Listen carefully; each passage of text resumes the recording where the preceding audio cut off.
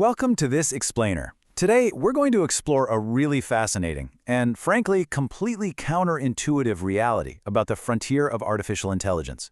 We're entering this wild era where AI is moving way beyond just being a conversational tool.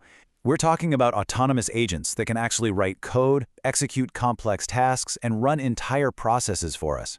Naturally, the tech world is absolutely buzzing with the idea of putting these agents together to form AI-native engineering teams.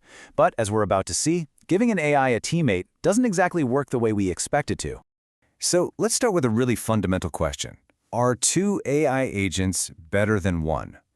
We have this deeply ingrained assumption, right? If you take one highly capable individual and pair them with another highly capable individual, the output is just going to be better, faster, and much more robust. It's the whole two heads are better than one concept.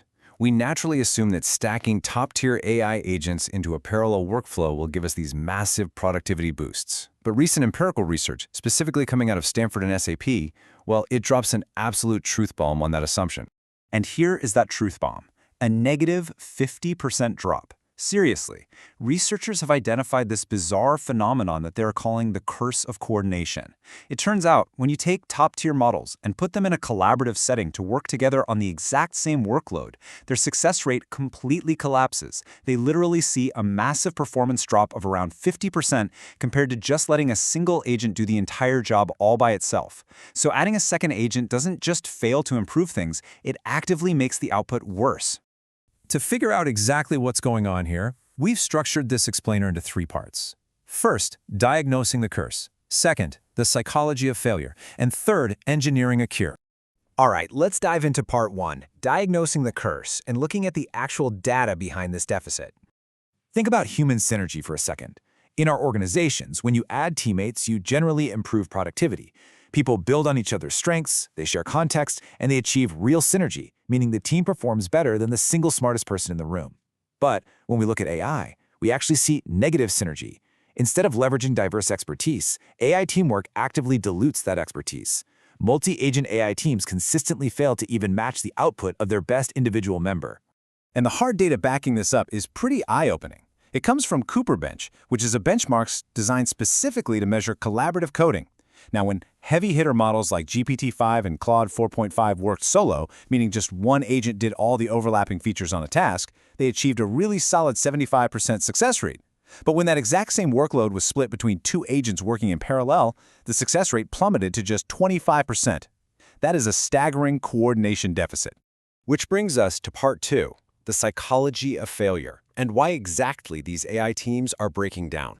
The first major behavioral issue researchers uncovered is what they call the expertise leveraging gap, which leads to this really weird phenomenon known as integrative compromise.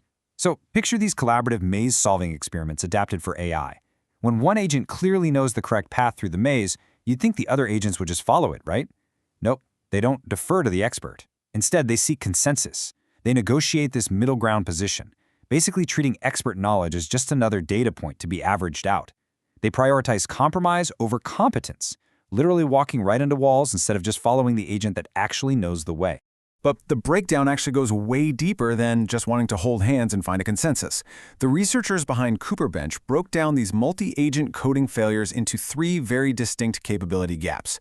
When two agents try to write code together, they fail due to expectation failures at 42%, commitment failures at 32%, and communication failures at 26%. Let's look at exactly what each of those means in the real world. Let's start with the biggest chunk, expectation failure, at 42%. This happens when one agent clearly announces what they are going to do, like, hey, I'm modifying this specific file, and the other agent just completely ignores that reality. Because agents usually work in isolated workspaces, they have partial observability. They can't actually see their partner's code in real time. So they completely fail to update their mental models. They're essentially acting blindly, duplicating work, or even worse, silently overwriting their partner's changes because they incorrectly expect the code is going to merge cleanly. Next up, we have commitment failure at 32%. This is basically when an agent makes a promise and then just doesn't follow through at all. Imagine you have a human teammate who says, don't worry, I'll add the backup functionality to the serialization process. You trust them, right? You build your feature around it. Well, an AI agent will confidently make that exact claim, create a dependency for the whole project, and then silently fail to actually write the code. And since their partner can't easily verify the claim from their isolated workspace, the whole system just crashes the second they try to integrate. And finally, we've got communication failures making up the last 26%. There's this one real example from the benchmark that is just perfect. Agent A gets stuck and asks a very direct question: which approach would you prefer? And Agent B's response? Absolute total silence. The chat channel gets jammed with vague, ill-timed, or totally repetitive messages, but direct, actionable questions just go completely unanswered. It's literally like asking your coworker for help and they just stare blankly at you. Without an answer, the joint decision loop completely stalls, and both agents just keep charging forward, making totally incompatible assumptions. When you take that integrative compromise and you combine it with the expectation failures, the broken commitments, and the silent communication, you get the signature multi-agent failure mode. Researchers call it agentic drift. This is when parallel agents working on related code gradually and invisibly diverge from one another. They might each make decisions that seem totally reasonable locally, but globally, the project is entirely incoherent. They might end up implementing the exact same concept 3 different ways, leading to this tangled, conflicting mess of a codebase. So, how do we fix this? That brings us to part 3, engineering a cure, and essentially forcing coordination. Since developers can't just rely on these models to naturally collaborate like humans do, they have to structurally force coordination from the outside. One highly successful strategy for this is called relay inference. Instead of putting agents in a digital room and saying, "Hey, work it out together," you strictly order their interaction. Step 1, you take your most capable, most expensive model and have it decompose the task, design the architecture, and set a master plan. Step 2, you hand that rigid plan off to faster, cheaper models to actually execute. By structuring the handoff this way, you prevent the weaker models from making early, catastrophic coordination mistakes.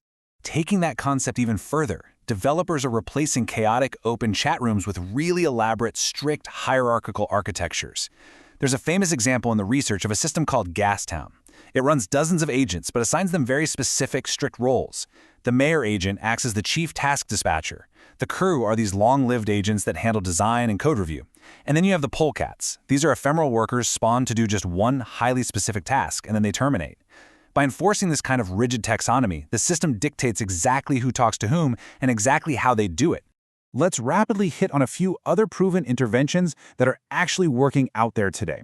First, teams are replacing free-form chat with structured documents. Agents pass specs and diagrams to each other instead of just conversational text.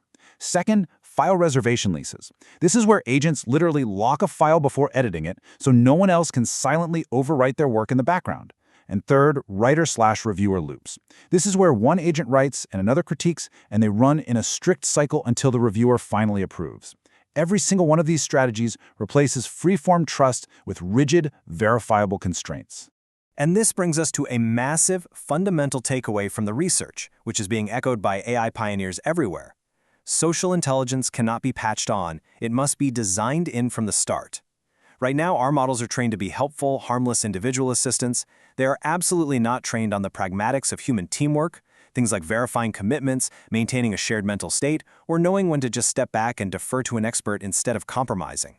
Until models develop this intrinsic social intelligence natively, we have to engineer the environment for them. Which leaves us with this final, somewhat provocative thought to chew on. As we transition from using AI as just an accelerated autocomplete to actually deploying autonomous teams that run for days in the background, we have to ask ourselves, are we just building AI tools, or are we actually raising AI teammates? Because right now, they might have the technical coding skills of a senior developer, but they basically have the collaborative maturity of a toddler who absolutely refuses to share their toys. Bridging that collaboration gap is without a doubt going to be the next great frontier in artificial intelligence. Thank you so much for joining me for this explainer, and keep learning.